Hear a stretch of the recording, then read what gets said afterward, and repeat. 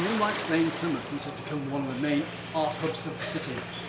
It's also one of the most historical areas of the city. Not too far from here, Pilgrim farmers went to discover the world 400 years ago, and Plymouth will soon be celebrating. And I'm catching up with Tom Bird, artist, and catching up from doing some reflecting on his past. Hello Tom, how's it going? Hello Chris, I'm not bad thank you, how are you? I'm good. Excellent. It's a beautiful sunny day in October. It is. It's one of those days where you could sit on the beach and have that sun in your face because we're on the Unless south you're painting coast. in a studio. Yeah, of course. Then it's the sunshine will be in the canvas for the day. So how did you get into your artwork in the first place? Well, I guess it's one of those things where it's just been in me since I was a child, very, very young. Yeah. I always used to draw while watching TV, like when I lived with my mum, and like when I grew up in Ivy Bridge, I was always drawing when the TV would be on. And I found that a very comforting environment to be in, actually. Yeah. Just like you can hear the sound of what's on TV and just drawing in the sketchbook, coming up with ideas.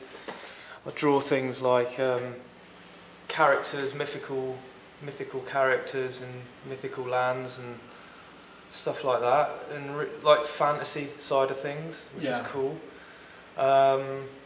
Yeah, and I was painting sort of small models like the Games Workshop stuff, and I was drawing images with that sort of like space age kind of soldiers and other planets and stuff like that.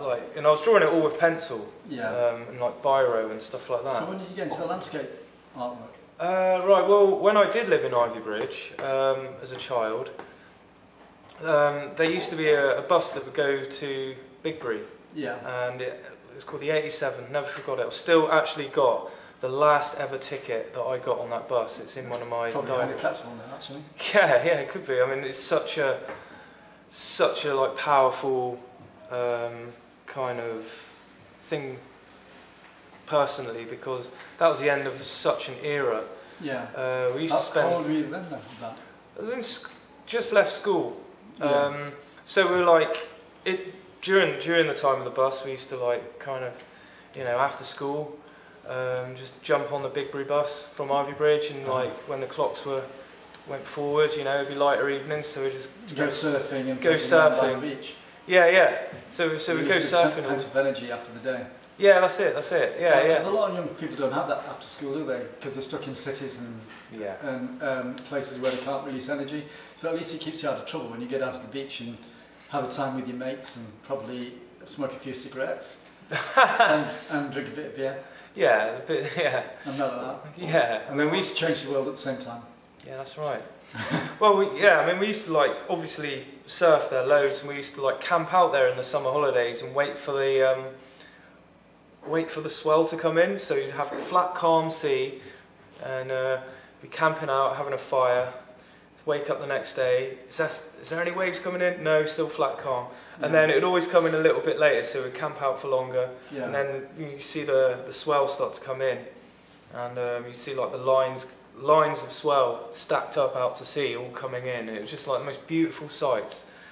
And so I got into drawing, surfing, watching lots of surfing videos and stuff, and lots of seas and beaches. And then there was this time when I decided, you know what, like these times I'm spending here, I remember one particular moment. Be sat on the beach with friends, had been surfing, and then like the swell would be getting bigger and bigger. Out behind the point, there'd be this huge waves coming in, and because the wind was blowing out to sea, blowing offshore, the waves so big coming in that what happened was the curve of the wave made the wind rush up the face of the wave and caused such high spray coming off the back of the wave. And of course that coincided with the sun's point, so the sun would be going down to the right hand side and the waves would be coming in from the right hand side, and when the spray came off the back, catch the light of the sunset, which would be reflecting through the water. Yeah, and you just get these bright red spray going up into the sky with these bright green waves as the sun was coming through, and it was just like, why don't I try and paint this? You know, like why don't I try and paint what I'm seeing? I mean, I can't draw that. I have to get the colours in. And so I got really into like some paintings of surfing and the sea and waves, and that's how it all started really. And then spending lots of time at the beach. Then, you know, like. So you're about 16, 17 when you started doing landscape? Yeah, I remember speaking to you about this. Yeah, I was about, so I started surfing when I was about 15. Yeah. And then so like it took a few years until I really started to well, I mean, I remember the first ever day I went surfing down on the, I used to go with my dad. I used to eat Nuki and Poles F. But I remember the first time I went down to Bigbury and down to Shallowbrook. The way the light was hitting the waves, it just made me think it was like somewhere in Hawaii, you know. Yeah. back when you're so young, you think. I told David Bailey that once. Did you? The walking telescope, and I said, you went to Crystal Beach in the middle of summer, you could be in California or Hawaii. Yeah, oh my god, yeah, North Cornwall in the summer. Yeah. And south, and then I met him there 3 weeks later. What's that? And then I met him on Crystal Beach 3 weeks later. Did you? Yeah. Oh, that's a cool coincidence. Duel of the cameras. I like that. Yeah, and it's just, we're incredibly lucky to live somewhere like we do, and you know, I mean, Plymouth as a city, it's got its great side to it. It's got its bit strange side, but you know what? The location of the place, you just. Well, that's the only thing that's kept me here really, is the geography of the area and the ease of getting out of the city and away from all the stresses of the city. Yeah.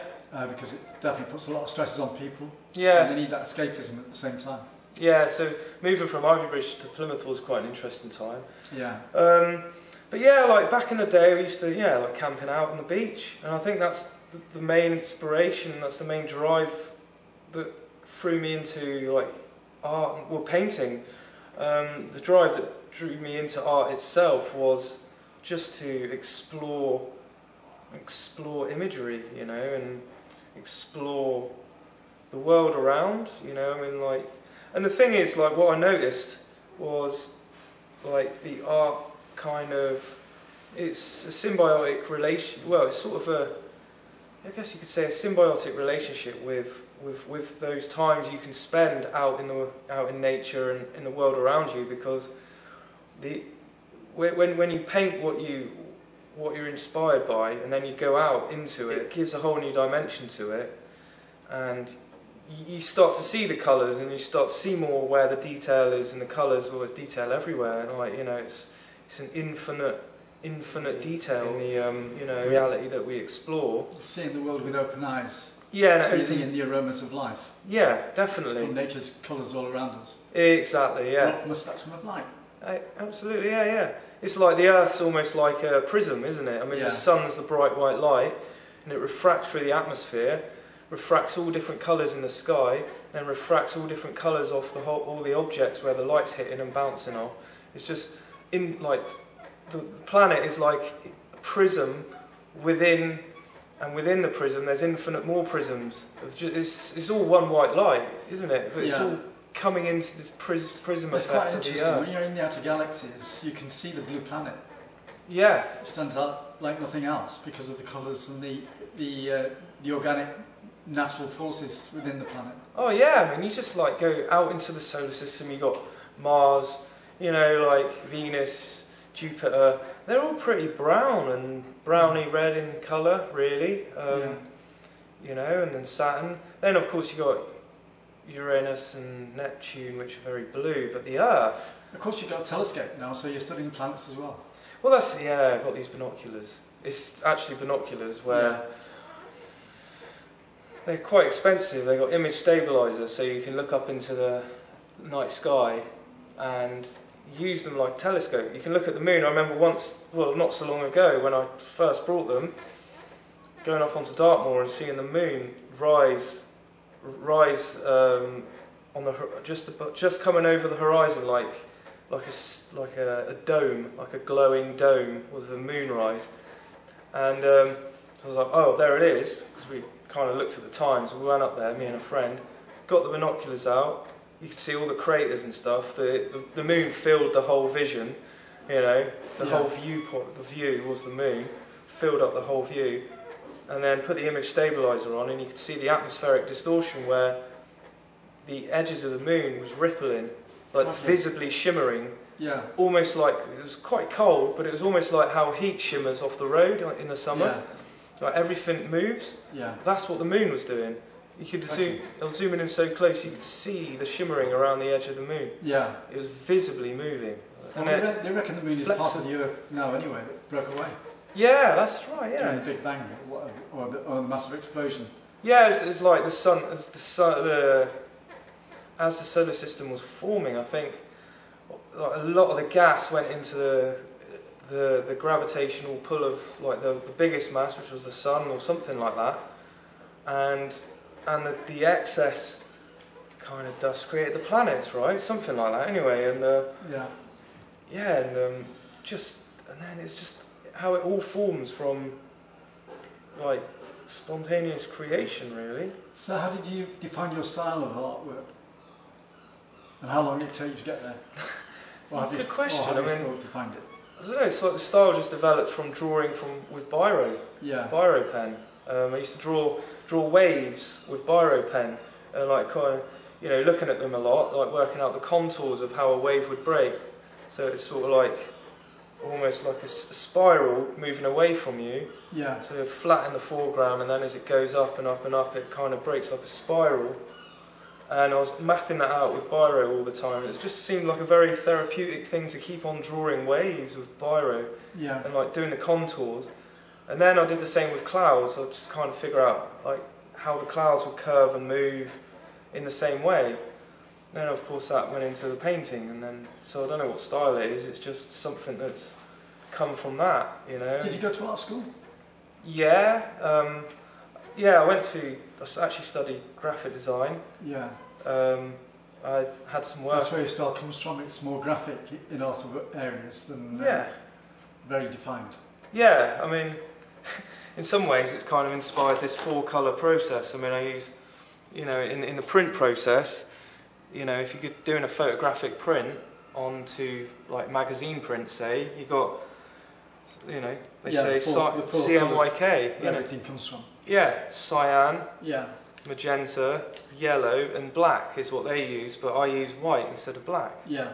Just thought, why not try that, you know?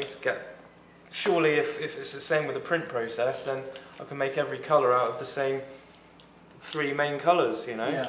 And lo and behold, I could make every single colour out of these 3 colours and white. Yeah. So yeah, and every single one of my paintings consists of these 3 colours and white. Yeah. Well, that's something new. Pretty mad, yeah. And that was from like the graphic design kind of aspect of it, yeah. So how are you doing in the White Lane? Really well, yeah. Like been selling originals, sold some prints, been doing commissions from here as well. Yeah, just really kind of really nice. It's really nice actually. Relaxing. Yeah, and it's a very positive space, and like the community we've got in this gallery and Sue's gallery, we all kind of merge as one community. Yeah. And there's other people that come in and get involved, and it's just this building thing. Yeah. Yeah, like you're involved, you know. Yeah. I mean, it's like it's really cool. Like there's so many different kind of. Yeah, it's just really nice.